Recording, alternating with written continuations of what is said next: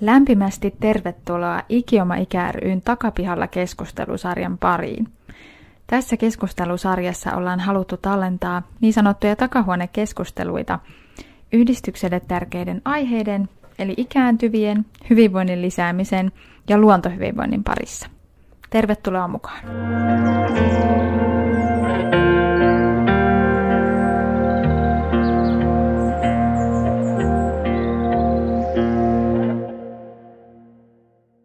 Tervetuloa tähän meidän keskustelusarjaan. Lea Elina Nikkilä. Ollaankin aikamoisella takapihalla. Takapiha tää kyllä on. Luonnon monimuotoisuutta kerrakseen täällä. Eli siis ollaan teidän tämmöisellä perinnebiotoopilla. Ja onko nämä teidän, käsittääkseni nämä on ihan valtakunnallisesti arvokkaiksi luokiteltuja? Kyllä. Pari lohkoa on siis maakunnallisia, mutta nämä uusimmat, mutta tää nyt missä me ollaan, ja Pihlajalaidu ja tuossa on sitten toi Kaskikoivikko, niin tää on näitä valtakunnallisesti arvokkaita kohteita tämä. Joo. Ja kerrotko vielä kuulijoille lyhyesti, mikä on perinnebiotooppi? Se on perinteisen maatalouden muovaama ympäristö, joka on siis nyt sitten vielä edelleenkin hoidetaan sen perinteisen maatalouden menetelmin. Eli niin kuin tämäkin lohko on nyt tullut takaisin tällaiseksi perinnebiotoopiksi vasta 10 vuotta sitten, mutta täältä löytyy sitten noista vanhoista valokuvista merkkejä, että tämä on ollut aikoinaan nimenomaan juuri silloin kun tätä perinteistä maataloutta Suomessa harjoitettiin, niin sellaisena alueena. Eli tämä on nyt sitten pystytty raivaamalla palauttaa taas siihen muotoon, mikä tämä on ollut silloin ehkä joskus 30-luvulla, 40-luvulla, 50-luvulla, kun täällä tilalla on ollut karjaa, niin nämä on ollut metsälaitumina ja osa on ollut ihan viljeltyjä niittyjäkin, niin tämä on nyt sitten raivattu uudestaan ja täällä nyt sitten laiduneläimet huolehtii siitä, että tämä pysyy nyt sitten sellaisena kuin mitä tämä on ollut silloin vuosikymmeniä sitten. Aivan. Ja tuossa tänne tullessa olikin 15 lammasta nytten. Lammastyttöä täällä laiduntelee. Kyllä, täällä on ollut vuohia ja on ollut hevosia ja on ollut nautoja, on ollut näitä alkuperäissotuja, että monenlaista. Nyt on ihan Suomen lampaita nyt toista vuotta, että sitä ennen oli kyyttöjä pari vuotta, että vähän silleen vaihtelevaa, mikä on tietysti, kun ei ole omaa karjaa, niin on semmoinen yksi haaste ja mahdollisuuskin, että voi olla sitten vähän erilaisia eläimiä eri vuosina laiduntamassa. Niinpä. Eläimiäkin siis monimuotoisesti. Mutta ollaan siis täällä Leivonmäellä Haapalehdon tilalla. Ja haluatko vähän kertoa itsestäsi ja vaikka vähän tästä, miten päädyit tänne?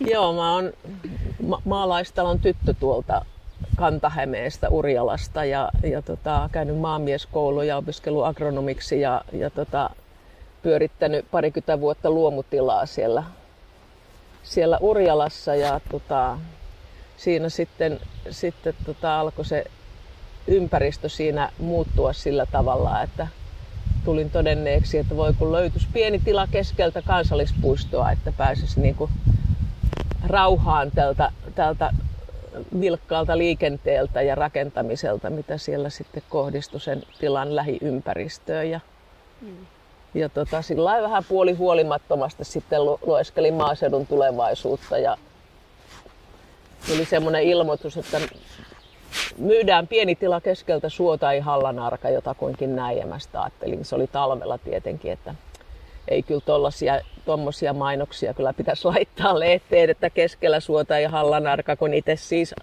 viljelin rekisuolla ja Hallaa oli pelätty aina ja soitin sitten ja kävi ilmi, että kirkon kirjoissa on maininta, että ainoa tila paikkakunnalla, jossa saatiin nälkävuosina siemenruista, että se on todistuksena siitä, että vaikka ollaan keskellä suota, niin ei ole Hallanarka. myyjä sanoi, että ainoa huono puoli on se, että kun siinä on luonnonsuojelualuetta siinä ympärillä, että niin sitten vaan piti lähteä katsomaan ja sillä tiellä ollaan. Eli vuonna 1988 sitten tultiin ja sovittiin saman tien kaupat, että siinä on tosiaan niin tässä valtio oli tehnyt tarjouksen, eli tämä tila haluttiin niin kuin liittää tähän luonnonsuojelualueeseen, jota oli jo vuosikymmeniä yritetty myöskin saada kansallispuistoksi, mutta se hanke ei ollut edennyt niin paikallisen vastustuksen vuoksi, mutta luonnonsuojelualue aika iso oli kuitenkin jo sitten valtion omistuksessa ja tämä oli tosiaan siinä keskellä vielä yksityisenä 25 hehtaarin suosaareke tavallaan, niin kuin, tai puolet siitä suosaarekkeesta tästä Haapasalosta on tätä Haapalehdon tilaa. Ja päästiin sitten ympäristöviranomaisten kanssa sopimukseen siitä, että kunhan nämä suoalueet tästä rauhoitetaan yksityiseksi luonnonsuojelualueeksi, niin heillä ei ole mitään sitä kauppaa vastaan. Että ei he kaipaa niin kuin tätä metsää eikä näitä. Nämä oli täysin umpeen kasvaneet nämä kaikki laitumet ja vanhat niityt ja pieni peltolohko ja rakennukset oli ollut tyhjillään tai kesämökkikäytös aika pitkään, että valtiolle sillä ei ollut niin kuin mitään semmoista suojelullista arvoa tällä muulla kuin tuolla suolla, joka siis kuului Naturaan. Niin. Eli sitten heti haettiin se suojelu sille 6,4 hehtaarille suota ja sitten saatiin mellastaa täällä sitten ja ympäristöhallinto on ollut ilmeisen tyytyväistä siihen, että tämä on nyt sitten maakunnallisesti, maisemallisesti ja rakennushistoriallisesti arvokas kokonaisuus ja tosiaan sitten pääosa näistä perinnebiotoopeista on nyt sitten valtakunnallisesti arvokkaita. Että se tässä nyt on ehditty tässä vajaassa 40 vuodessa hänen aika niin saada aikaiseksi täällä. Että pikkusen on tehty remonttia ja pikkusen on raivattu ja tämä nyt sitten on lopputulos. Niin, hoidettu tätä luontoa. No mikä sut alun perin, miksi sä halusit kansallispuiston kylkeen tai mitä se luonto on merkinnyt sulle? No, miksi halusit tällaiseen paikkaan? Mä oon, niin kuin sanottu, niin maalla syntynyt, maalla kasvanut ja jotenkin kyllä se luonto on ollut aina. Tietysti se käsitys luonnosta on muuttunut, että mä oon syntynyt siis sikatilalla ja meillä harjoitettiin siis minun lapsuudessani, kyllä levitettiin Roundupia ja Y-lannosta ja se oli niinku vanhemmillani oli tämmöinen niinku hyvin moderni kuva maataloudesta, että ensimmäisenä piti olla puimurit ja kuivurit ja kaikki että se oli niinku heidän käsityksensä. Et mä en oikein tiedä, että no mä oon sanonut, että Rachel Carlsonin Hiljainen kevät oli semmoinen varmaan yksi asia, joka herätti ja mä en oikein tiedä minkä takia mä se lähdin, vai oliko se vaan niin kuin yleistä kapinaa vanhempia vastaan, että silloin jo sitten niin olin Koijärvellä. Koijärvihän oli siinä naapuripitäjässä ja no se oli silloin just kun oli aloittanut opiskeluja, että meillä sitten heti kyllä niin kuin Viikistä löytyi semmoinen porukka, jotka oli kiinnostunut siihen aikaan, puhuttiin biologisesta viljelystä tai biodynaamisesta viljelystä ja oli perustamassa Viikin ympäristöseuraa ja jotenkin se vaan niin kuin koko ajan se porukka nimenomaan, joka oli se vähemmistö tietenkin Viikissäkin, niin joku siinä oli, en mä oikein osaa perustella minkä takia, että ei se niinku opintolainaani lahjoittavan pankinjohtaja oli juristina näillä Koijärven kuivattamisyhtiön ihmisillä, että jotenkin mä oon varmaan semmoinen vastavirtaan uija ollut jollakin tavalla ja luonto on totta kai merkinnyt aina, että kyllä mä niin kuin se niin kuin loppui se myrkyttäminen kyllä heti kun minä sain jotain sananvaltaa meidän, että kyllä se jollain lailla niin kuin ihan älyllisesti ajatellen, kaikki Rooman klubin raportit ja kaikki mun mielestä, niin kuin jotenkin ne oli mulle ihan hirveän loogisia ja perusteltuja, että se meno mikä on, niin se on väärin. Että Ja tietysti eläinrakkaus varmaan on niin kuin pienestä saakka ollut yksi semmoinen, joka sitten tietysti aluksi nyt on ollut niille kotieläimille ja muille, mutta se on sitten laajentunut niin kuin käsittään koko elollista yhteisöä. Että mä en oikeastaan osaa ajatellakaan, että mä ajattelisin millään muulla tavalla. Ja hakeutuminen tänne oli niin kuin looginen seuraus. Ehkä mä oon sit vaan jotenkin niin introvertti muutenkin, että pitää olla sitä omaa rauhaa ja pitää päästä mettään ja suolle. Suot on niin kuin mulle sellainen jonkunlainen, niin kuin sanottu, reki sulta kivisuolle, että se oli nyt niin kuin se muuton suunta. Että mielenmaisema. Niin, että ehkä se kertoo luonteestakin sitten, että se suo on mielenmaisema, joka monelle on niin kuin aika pelottava ja yksitoikkoinen ja sellainen, että mä kyllä tykkään liikkua suolla. Oletko sä huomannut, että sun luontosuhde, onko se miten vuosien varrella muuttunut vai onko se tosiaan pysynyt saman? No onhan se muuttunut, niin kuin sanoit, että se aluksi oli enemmän sitä, niin kuin sitä maataloutta ja metsätaloutta. Meillä oli tietysti hoidetut metät ja oli hienoja, kun oli puut suoriin riviin istutettu. Jotenkin niin kuin se tuli sieltä kotoa se. Ja sitten kun oma ajattelu kehittyi, niin sitten ne oikeastaan kaikki oli just päinvastaista, että sitten alkoi niin kuin ymmärtää, mitä se oikea alkuperäinen luonto on. Ja kiinnostus sitä kohtaa. Ja sitten mä lähdinkin niin kuin opiskelemaan kasvitiedettä, että kun mä olin aloittanut Viikissä agronomiopinnot, niin sitten mä hakeuduin yliopistolle opiskelemaan kasvitiedettä ja se oli mulla sitten ihan toisena pääaineena kasvitiede. Ja sitten täällä kun muutin tänne Keski-Suomeen, niin sitten mä opiskelin nimenomaan ympäristötiedettä Jyväskylän yliopistosta, että suoritin siitä sitten maisteriomennot ympäristötiede ja teknologia maisterikoulutusohjelmassa ja sitä ennen kävin jo avoimen yliopiston kaikki ympäristöhoitokurssit ja ympäristöalan yrittäjäkoulutuksen ja että kyllä se niin kuin veti koko ajan niin kuin sinne suuntaan. Puhuit alkuperäisestä luonnosta, niin päästään ehkä tähän tämän keskustelun teemaan tai mitä mä ajattelin, että monimuotoisuus. Että onko se tärkeää ja miksi? Tai mitä se tarkoittaa sulle? Siis monimuotoisuus tarkoittaa tietysti resilienssiä, eli se niin kuin nähdään nyt entistä selvimmin joka puolella, että jos on monokulttuurikuusikko, niin ei tarvitse kuin yksi tuholainen, joka lisääntyy siellä ja se metsä on entinen metsä. Että monimuotoisuus mun mielestä siis kaikessa käsitteenä on, niin kuin tarkoittaa kestävyyttä, joustavuutta, selviytymistä, hengissä selviytymistä ja tietyllä tavalla siis ihmisyhteisössä monimuotoisuus tarkoittaa siis rikkautta, kulttuurien rikkautta, sosiaalista rikkautta, että se pätee se monimuotoisuus tietyllä tavalla yhtälaisesti niin kuin kaikkeen luontoon, ihmisyhteisöihin. Se on niin kuin, se on kaunista, esteettistä, mutta ennen kaikkea se on niin kuin mahdollistaa elämän jatkumisen. Mun mielestä se on ainoa. Mun mielestä se on ehdottomasti, niin kuin sanon nyt näin että jos pitää sanoa kumpi on suurempi uhka ihmiskunnalle, luonnon monimuotoisuuden hupeneminen, luontokato vai ilmastonmuutos, niin mä sanoisin, että luontokato. Monimuotoisuuden hupeneminen, ne on tietysti kytkyssä toisiinsakin, mutta vaikka me saataisiin ilmastonmuutos kuriin ihmistoiminnalla, mikä olisi mahdollista vaikka heti, niin jos monimuotoisuus menetetään, niin ei se auta mitään se ilmastonmuutoksen kuriin saaminen.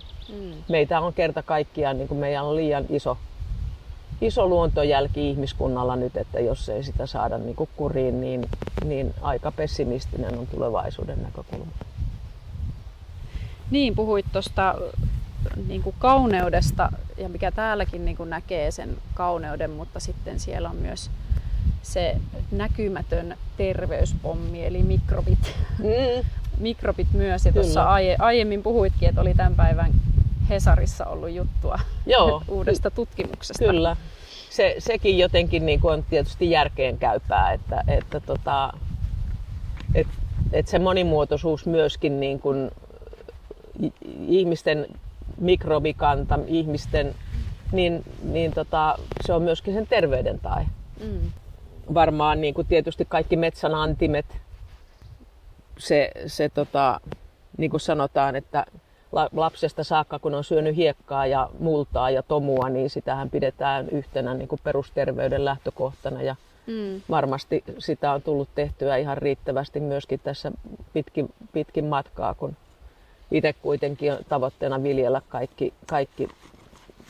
viljellä ja kerätä suurin piirtein suurin osa kaikesta siitä, mitä syö. Että mä kyllä uskon myöskin siihen, että sillä ruokavaliolla ja sen kautta tulevalla on se sitten mitä tahansa, niin on vaikutusta terveyteen. Tietysti niin kuin ilman muuta selvää, että mielenterveyteen, mutta myöskin niin kuin ihan varmasti kaikkeen. Mä en nyt tiedä, onko mä nyt paras mahdollinen esimerkki, mutta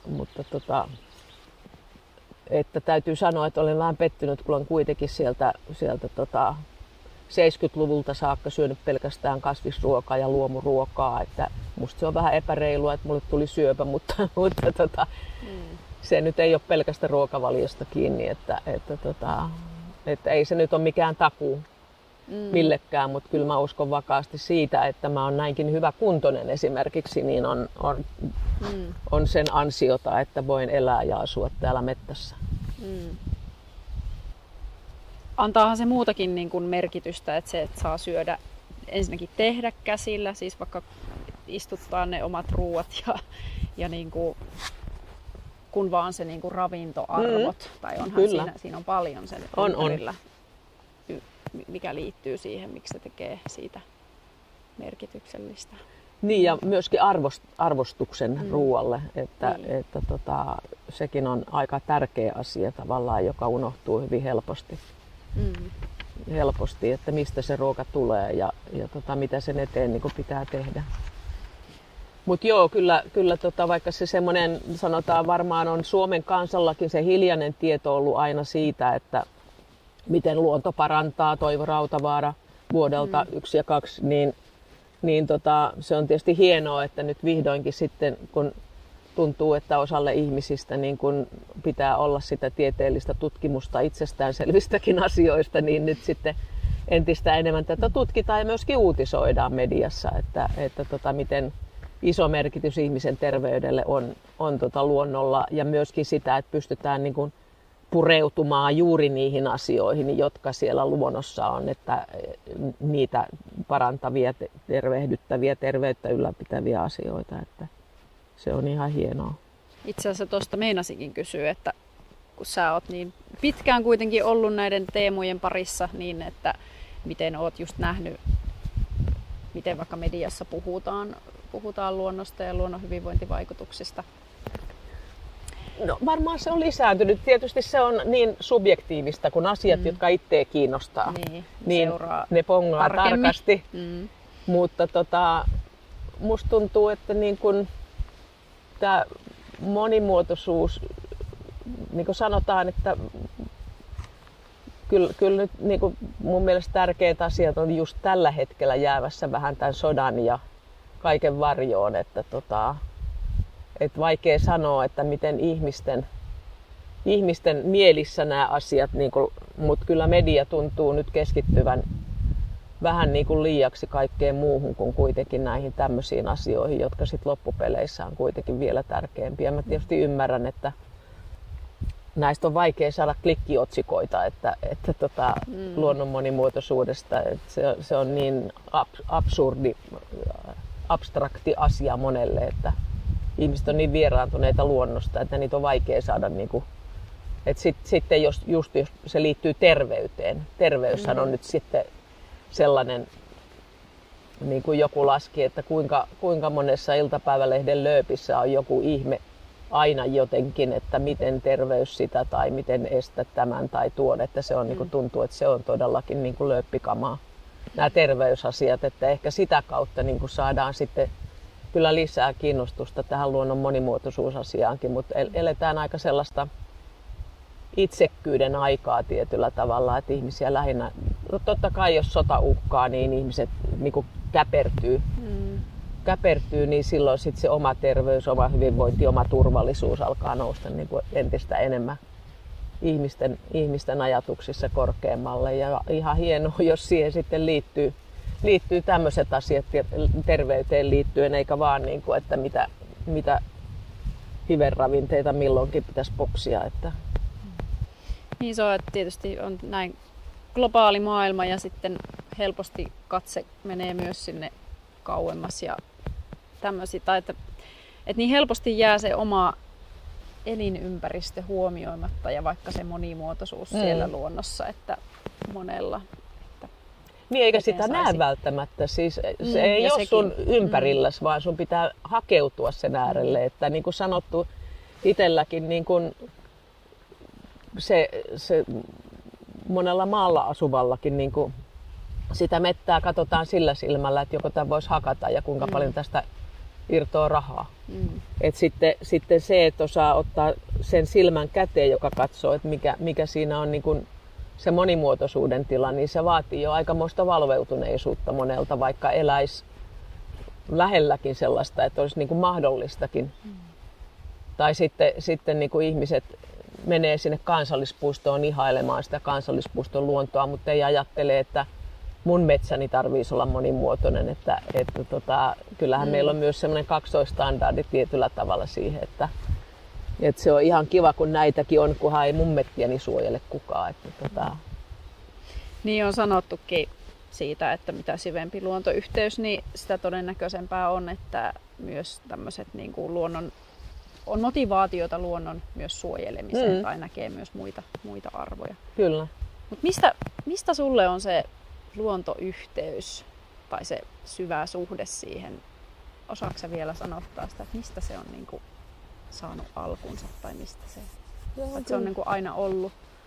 Niin, tai se on muuttunut kyllä, niin kuin mä sanoin, että no totta kai, että kotoahan ne lapsena tulee ne arvot, mitä kannattaa. Et sitten kun se oma ajattelu kehkeytyy, mutta jotenkin niin kuin, se on kyllä tosi hyvä kysymys. Mä en ole sitä tolta kannalta oikein koskaan miettinyt, koska kuitenkaan niin kuin, no kyllä mä pyrin myöskin ympäristön suojelua opiskelemaan silloin jo, kun mä sitten päädyin kuitenkin niihin maatalousopintoihin. Et kyllä se niin kuin silloinkin jo oli. Ja kyllä niin, lukiossa kiinnosti kyllä luonnontieteet. En mä tiedä, mistä se on tullut. Ei meillä siis kotona ei sillä lailla vanhemmat teki töitä, että en mä muista, että vanhemmat olisi niin kuin mitenkään erityisesti opastanut niin kuin pongaamaan lintuja tai tunnistamaan kasveja. Että kyllä me käytiin siis jatkuvasti, oltiin ulkona ja käytiin katsomassa pellolla, miten viljat kasvaa ja muuta, mutta ei se niin kuin sieltä ole tullut se sellainen luontosuhde, mikä mulla nyt on. Että kyllä se on tullut vaan niin kuin lukemalla ja ajattelemalla ja havainnoimalla ja päättelemällä. Ja jostain se on vaikea kyllä sanoa. Pakko tarttua tuohon havainnoimiseen. Tai itsekin siis teen sitä paljon ja esimerkiksi sen kautta, vaikka just se oma ajattelu tuntuu, että se kehittyy havainnoimalla. Kyllä. Ja sitten kun on vielä monimuotoinen luonto, että näetkö sä yhteyttä sen tämmöisen se, että mulla ei ole koskaan ykkösasia ollut esimerkiksi lintupongaus. Mun ei tarvitse tunnistaa, mikä toi lintu on, mikä tuolla laulaa. Enemmän mä oon kasvi-ihminen kuin eläinihminen, että kyllä musta on kiva tunnistaa kasveja. Mutta en mä esimerkiksi joka vuosi palauta mieleen niiden latinankielisiä nimiä. Mulla ei ole semmoinen lajikiinnostus. Ei ole se ykkösasia, vaan just se kokonaisuus. Ja sehän on sitä monimuotoisuutta. Et jotenkin mä oon ehkä holisti kuitenkin ajattelutavalta, niin en sellainen, niin kuin minun opettajana sanoi yliopistolla, kun mä mietin väitöskirjan tekemistä ja mulla oli olemassa mukamassa aihekin. Ja sitten me keskusteltiin sen kanssa ja sitten sanoi, että mietin nyt, että haluatko sä 3, 4, 5 vuotta sun elämästä paneutua yhä syvemmälle johonkin yhteen asiaan. Niin mä tajusin, että no en todellakaan. Että mulla ei ole sellaista tutkijan luonnetta, vaan mä oon enemmän sellainen montaa asiaa niin kuin yhtä aikaa on kiva tehdä niin kuin ihan töissäkin. Mä tykkään siitä, kun mulla on monta työtä kesken, mä voin aina vähän tehdä välillä ja taas enkä niin kuin, että pikkutarkasti yhtä juttua niin kuin alusta loppuun. Että, jostain kaikesta sellaisesta se varmaan on tullut sitten just että haluaa tällaisen kokonaisuuden, jossa on niin kuin perinteistä rakentamista ja perinnebiotooppeja ja metsien monimuotoisuutta ja monimuotoisuutta siis. Kaiken kaikkinaan, joo. Niin, että se on ja just se. Niin kuin kokonaisuuksia, eikä niin kuin vaan, että jotain yhtä kohtaa, vaan just, että mitä enemmän on kaikenlaista, niin sen parempi. Näkee myös meidän kukkapenkeistä. No osaatko sanoa, mitä se on sitten niinku monimuotoinen luonto antanut sun niinku hyvinvoinnille ja terveydelle, että toki on esimerkiksi tutkimuksissa nostettu paljon, miten mielen hyvinvointiin vaikuttaa, ja nythän oli tämä uusin Helsingin yliopiston ja Luonnonvarakeskuksen tämä metsätutkimus, että tämmöiset vanhat luonnontilaiset metsät elvyttää eniten tai parhaiten. Se on tietysti, kun ei oikein olen mä tietysti opiskeluaikana asunut Helsingissä, mutta kyllä täytyy sanoa, että kyllä niin kuin, tämä on niin kuin koti. Että se on tietysti vaikea, kun ei voi verrata, mutta en mä niin kuin voisi ajatellakaan. Jossain vaiheessa tässä iässä joutuu väkisinkin miettimään, että miten täällä pärjää sitten, kun on vielä vanhempi ja raihnasempi.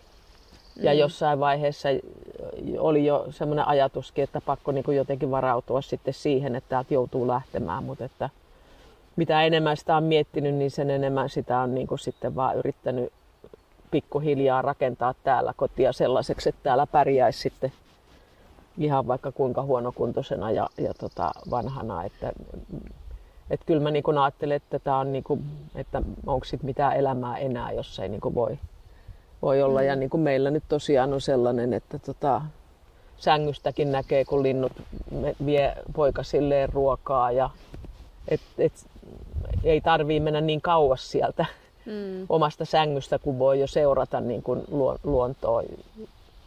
Nyt tänä keväänä taas niin kuin seurannut kuusta, joka on musta niin ihmeellinen. Se ei ole todellakaan mun lempipuuni, mutta kun tuossa makuuhuoneen ikkunan edessä on kuusi, ja kun siihen keväällä tulee niin kuin ne hedekukat ja sitten kun pienet kävyn enit alkaa ja sitten alkaa tulla vaaleanvihreät ja uskomaton määrä värisävyjä, joka päivä vähän erinäköinen.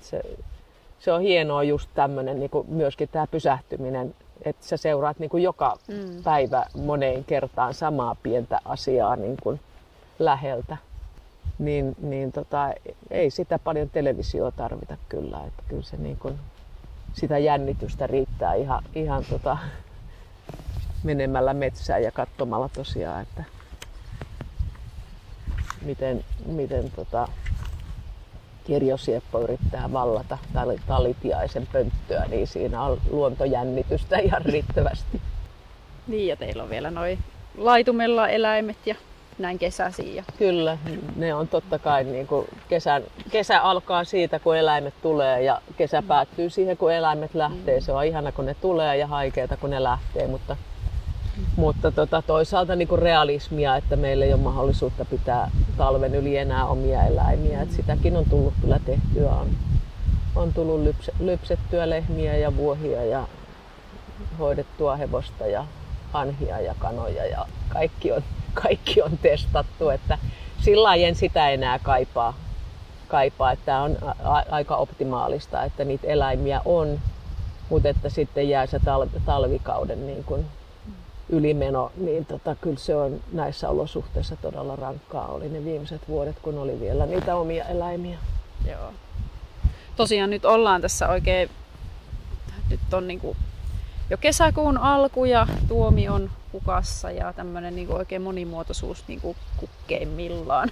Mutta entäs sitten talvella? Mikä sulle on talvessa? Mä oon kyllä aika talvi-ihminen. Mä oon talvella syntynyt ja mä oon intohimoinen hiihtäjä. Umpihankihiihto on ihan parasta, että tosin tässä nyt menee kansallispuiston ladutkin lähellä, mutta olinko pari kertaa, olin ehkä siellä Kansallispuiston ladulla tänä talvena, että kyllä mä tykkään hiihtää umpihankea tästä lähteä suolle ja ei käy talvella aika pitkäksi. Totta kai silloin luetaan ja hiihdetään ja lämmitetään. Meillä on puulämmitys joka paikassa, että siinä saa jo puolet päivästä kun kantaa puita sisään ja tuhkaa ulos ja vahtaa pesiä, että sitä uskomattomasti niin kuin. Ja sitten se on kuitenkin se valossa aika lyhyt, että se on suorastaan kiireistä aikaa, että sitten se pimeä aika on sitten sitä lueskeluaikaa ja kiikkustuolissa istumista ja villasukkien kutomista ja parsimista, että ei käy aika pitkäksi. Joo, itselle se talvi on ehkä semmoista niinku ajattelun aikaa tai just, että kun on sitä pimeätä aikaa enemmän sisällä tai semmoista ja sitten kesällä touhutaan. Joo. Semmoinen rytmi. Kyllä, se on hieno rytmi ja siis kevätkiireet on ihan omansa keskikesä sitten ja sitten syksyn sadonkorjuuajat, jotka alkaa siis tosi aikaisin jo täälläkin, kun ajattelee jotain hillaa tai muuta ja karpaloita poimitaan parhaimmillaan vielä joulukuussa, että tavallaan niin kuin se sadonkorjuaika on niin kuin tosi pitkä ja nyt on sitten jo villivihanneksia syöty kuukausi, että tavallaan niin kuin, mikä tämä nyt oli, en ole lukenut vielä, mutta näen tämä Japanista tullut suomennettu tämä kirja tai suomeksi kirjoitettu näistä, onko niitä nyt 72 eri vuoden aikaa. Että, niin, tämmöisiä mikrovuoden aikoja. Niin, että niinhän se oikeasti on, että ei meillä ole vaan talvi, kevät, kesä ja syksy, vaan niin kuin siinä on tosiaan niin kuin sanoit, tuomen kukinta-aika ja sitten alkaa, nyt kukkii kirsikkapuut ja omenat on aloittamassa ja kaikkea pitää koko ajan seurata. Ja nyt tämä muuten, mikä on tämmöinen ristiriitainen esimerkiksi tunne tästä ilmastonmuutoksesta, että siis halloja ei ole enää keväisin ollut moneen vuoteen, jolloin on ollut aika iso vaikutus. Siis aina on jännitetty hillaa, mustikkaa, mustaherukkaa, vaikka mitä. Mutta ei enää viime vuosina ei ollut halloja. Et se on ainoastaan pölyttäjät vissiin on se kriittinen tekijä, että minkälaisia marjasatoja saadaan nykyisin. Niin just. Ja tietysti hellejaksot voi vaikuttaa sitten marjan kokoon tai satoon muutenkin, mutta halla on kyllä nyt ollut muutamat vuodet historiaa, et en tiedä vieläkö ne palaa sitten juhannushallat, niin kuin ennen puhuttiin. Että. Niin oli näitä hallatulet. Niin, miksi niitä sanottiin? Joo. Valkeat. Hallavalkeat. Joo. Kyllä minäkin niitä on poltellut joskus perunamaan reunalla. Nythän on harsot, että nyt ei tarvitse kasvimaalla enää poltella savuja. Mutta joo, niin kuin, että vuoden kierrossakin se monimuotoisuus toistuu. Kyllä. Ja niin kuin parhaimmillaan se on niin kuin joka päivästä. Että välillä voi sanoa, niin kuin, että aamulla on ihan erilaista kuin illalla, että jotkut puhkee kukkaa ja nyt on hauska seurata lampaita, kun ne tulee, niin ne on yhdessä kasassa siinä navetan vieressä ja sitten kun ne alkaa niin kuin vallata aluetta ja just katsonut sitä, kun ne tulee tuohon metsälaitumen reunalle, niin kävelee ja syö ja sitten ne tulee vähän ja sitten ne alkaa katsella ja sitten ne kääntyy takaisin, että koska ne uskaltautuu tulla metsälaitumelle. Että niin. Paljon seurattavaa. Mutta tosiaan vaatii ehkä, tai en tiedä onko vaatii oikea sana, mutta että semmoisen, että osaa havainnoida ja katsoa. Että olla hetkessä. Elää hetkessä, että sitten oikeasti se kuulostaa myös elämä niin kuin aika rikkaalta. Kyllä. Joo. Niin kuin äkkiseltään moni ajattelee, että tylsää elämää. Että siellä vaan niin kuin just, että me viihdytään hirveän hyvin kotona. Että ei niin kuin oikeastaan me enää mihinkään tee mieli lähteä. Että haluaisi nähdä vielä jotain. Tietysti on ehtinyt nähdä elämänsä aikana aika monenlaista, mutta nyt tuntuu, että niin kun lähelläkin on niin hirveästi nähtävää ja aina mitä vanhempi, niin sen vaivalloisempaa on niin kuin liikkua ja lähteä ja uuvuttavaa ja omaan sänkyyn pitää päästä yöksi. Niin toisaalta miksi sitä tarvitsisi mennä mihinkään, kun koko ajan täällä on vaikka mitä kiinnostavaa tässä lähelläkin. Että se on ihana, kun viihtyy kotona ja kotimetsissä, että ei tarvitse lähteä Amazonasille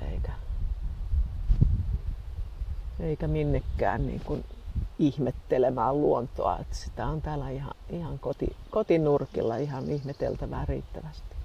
Tietysti etuoikeus voida asua tämmöisessä paikassa, mutta kun osaa katsoa lähelle, niin kyllä sitä löytyy sitä ihmeteltävää monesta paikasta muualtakin kuin nyt ihan täältä metsometsästä. Niin ja onneksi nykyään annetaan vinkkejä ja esimerkiksi, no mä seuraan sosiaalisessa mediassa semmoista pieni kaupunkikasvio.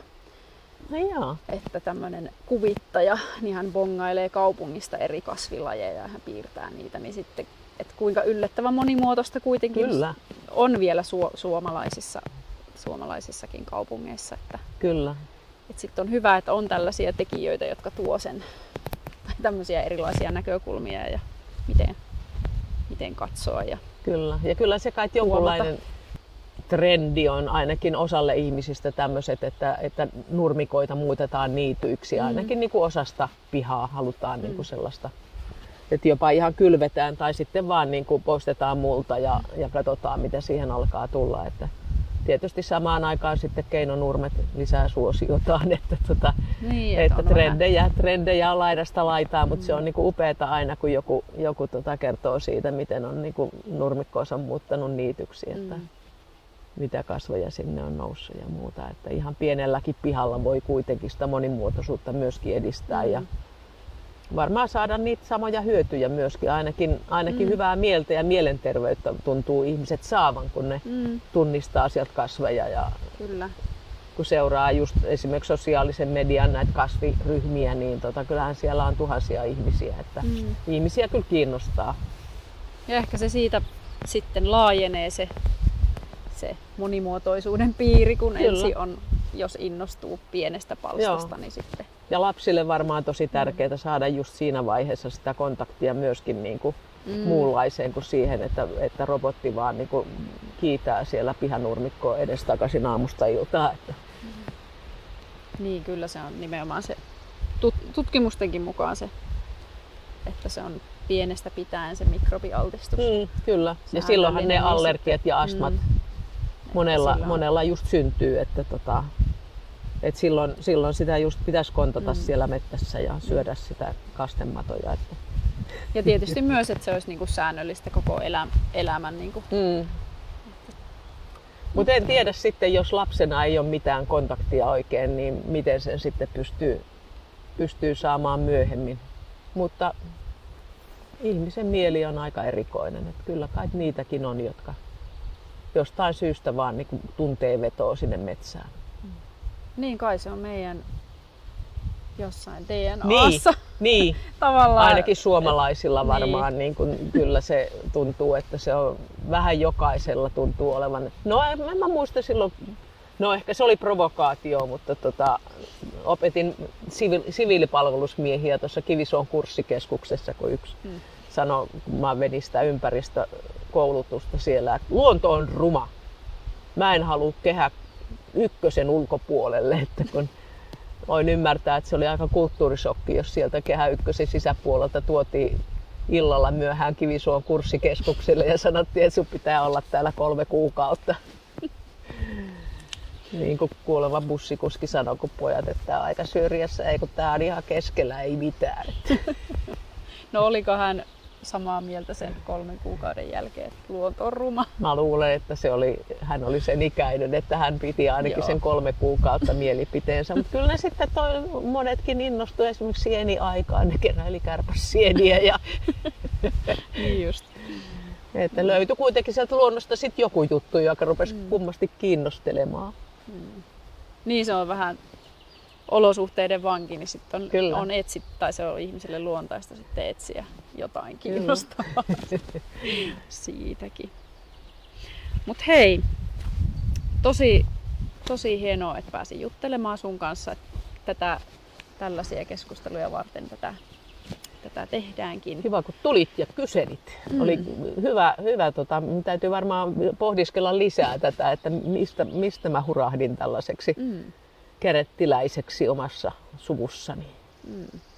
Meillä on aina tähän loppuun vielä ollut semmoinen sanaleikki, että mä sanon sulle jonkun sanan ja sitten sanot siihen perään, mikä sulle tulee siitä mieleen. Vähän tämmöinen assosiaatio. Okei. Niin, mulle nyt tässä näitä hyttysiä pyörii niin ympäri, niin mä sanon hyttynen. Siedän. No niin, kiitos.